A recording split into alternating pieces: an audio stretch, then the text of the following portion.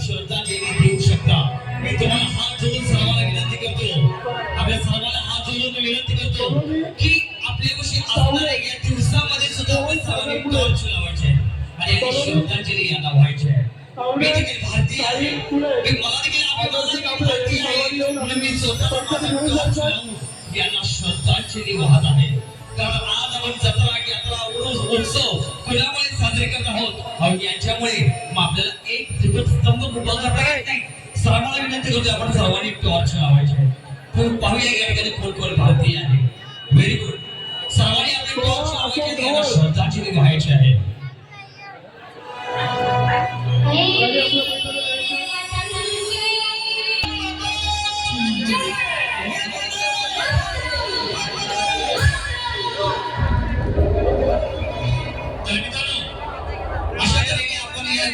श्रद्धांजली व्हायची आहे.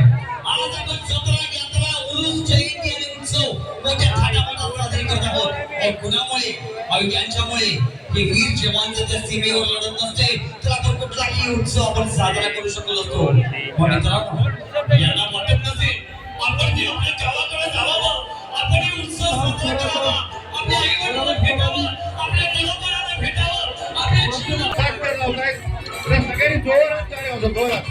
यानंतर दुसरा गोविंदा कोण आहे? हॅलो, दुसरा गोविंदा कोण आहे? तुम्ही स्पीकर लावणार आहे. नाव काय गोविंदाचं? यानंतर तुम्ही लावायचं, मग पुन्हा गाणं होईल.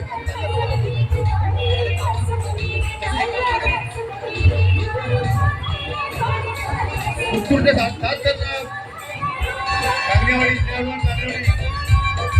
त्यांचं कौतुक करण्यासाठी त्यांनी 7 लावले आणि पुन्हा थांबण्यासाठी प्रयत्न करतायत. आज जर त्यांनी लावले तरी त्याचं बक्षीस वाढणार आहे. अपयशाला त्यांना 7,000 बक्षीस मिळणार आहे.